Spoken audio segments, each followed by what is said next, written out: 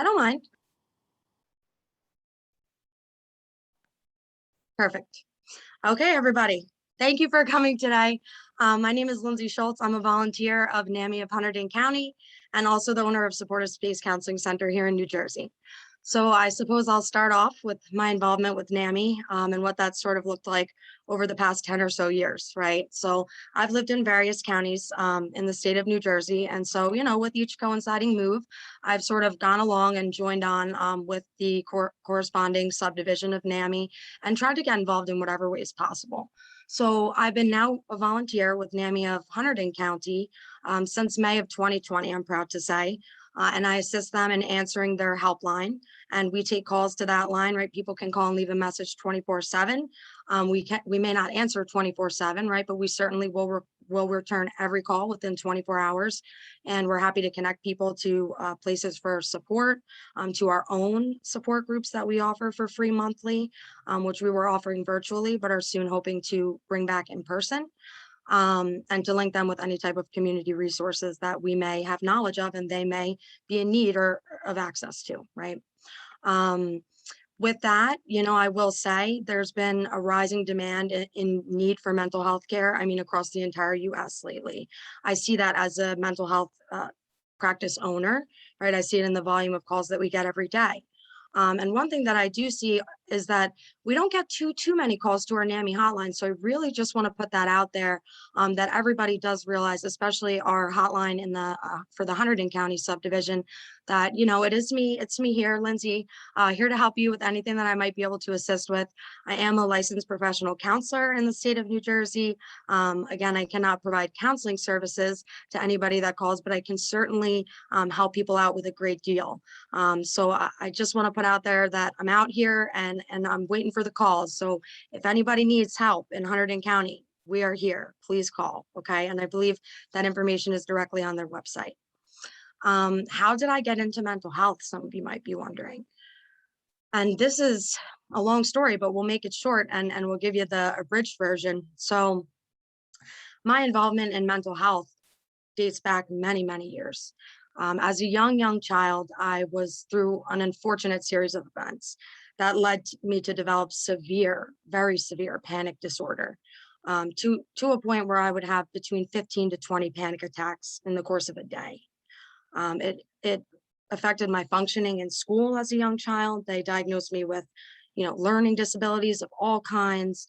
And in hindsight, I now realize those diagnoses, right? I think you guys can see, I've got a lot of degrees there behind me and I've done pretty darn exceptionally well in those. It's unfortunate, but I was diagnosed with a lot of learning disabilities because of my mental health condition, and because of the way it prevented me from being able to function in school. And from the ages of about 6 to 13 years old, I fought that battle myself personally. And by the time I was in the 5th grade, I had worked with mental health professionals for some time. And it's unfortunate, but there is no one size fits all therapist. But I found that one that fit for me. And fortunately, in the 5th grade, that was the last time I ever had a panic attack. That was, my gosh, over 20 years ago now. So, I also knew what I wanted to do in the 5th grade, which is pretty rare, right? That somebody has an idea of what they want to be in the 5th grade and that sort of comes to fruition. But, immediately the quality of my life was transformed when I got aligned with the right person and the right person was able to help me. And I don't think that teachers that knew me at that time, many clinicians that I met at that time, people that just knew me from their everyday interactions with me at the time, I don't think they would have ever imagined it would be possible that Lindsay Scholz, one day would have a bachelor's degree, a master's degree, a PhD, and with 4.0s. I don't think anybody thought, and the owner of a business agency, an adjunct professor, I've got a lot of accomplishments under my belt. So, and not to tote that out there, but to say that with the right assistance, anything is achievable, right? And too often people are discouraged because they have a mental health condition instead of lifted up. And so that kind of brings me to the mission of my agency, right, which truly very heavily aligns with NAMI's overarching mission, okay, which is to expand access to care to all individuals across the state of New Jersey. And we're expanding right now to New York and Pennsylvania as well. but that's still in the works. But what we want to do is we launched in 2019 as the state's first entirely online counseling agency. And with that, it was our goal to expand access to high quality mental health care to people who needed it, people who have needed it for some time, but they couldn't have access to it, whether it was because of financial reasons, transportation barriers, stigma that's still unfortunately associated with seeking treatment today. We knew that telehealth has been shown by research to be just as effective as in-person care if it's done the right way, and it can bridge this gap and disparities that exist among those who need mental health care and those who have access to it. And so that's been our goal. And I'm proud to say, about 2 years later, here we sit, and we proudly serve consumers from every single county across the state. Children, age 9 through 109, we work with them. We have about 20 clinicians. They specialize in a wide array of different areas. We have consumers that come to us that are what we consider the worried well, right? They're very high functioning, but they could use somebody to talk to. They could use, a counselor, a therapist. And then we have people that also suffer from severe and persistent mental illness as well, that benefit, of course, from therapy.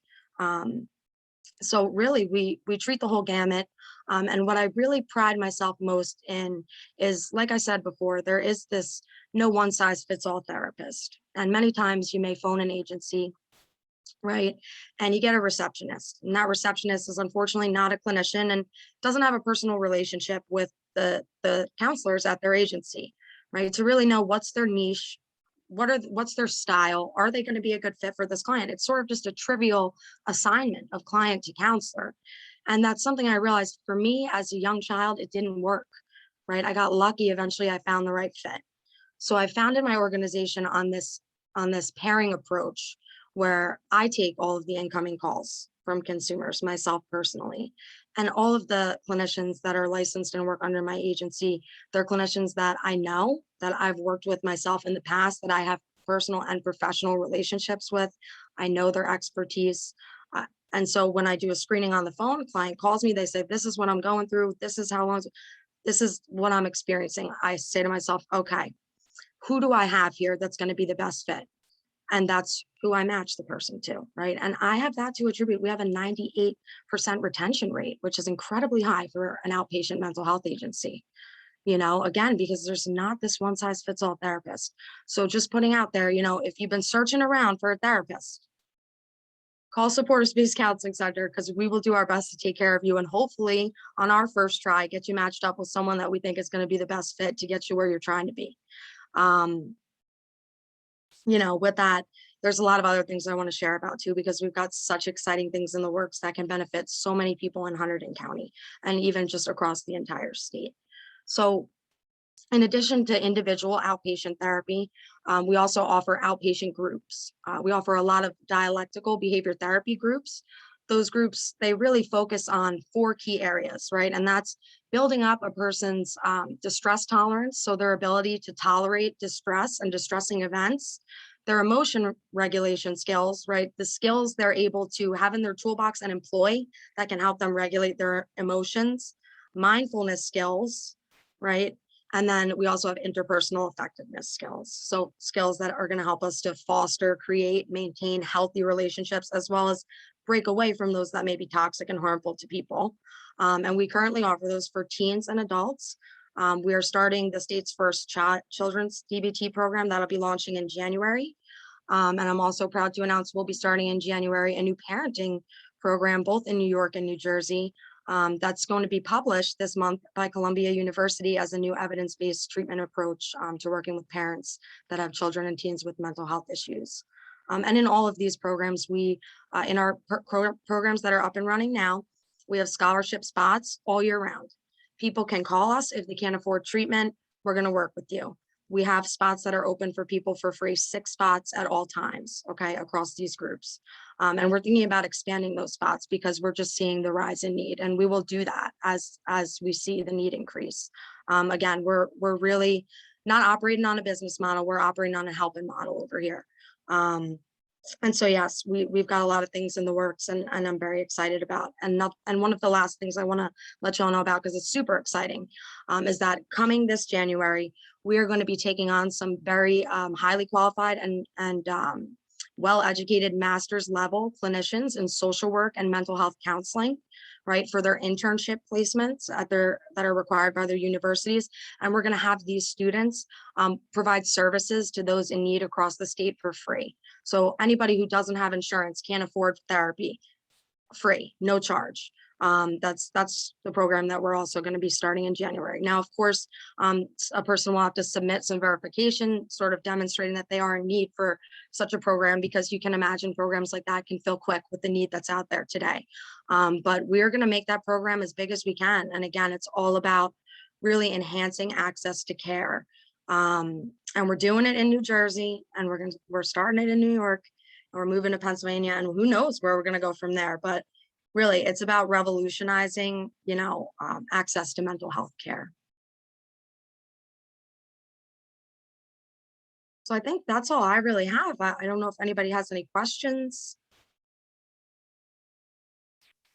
Lindsay, Yes. can you hear me? This is Celeste. I have a question. What is the name of your business or your therapy group? Sure. It's Supportive Space Counseling Center. And our website is mysupportivespace.com. Okay, great. Thank you so much. Sure. You inspired me. Thank you.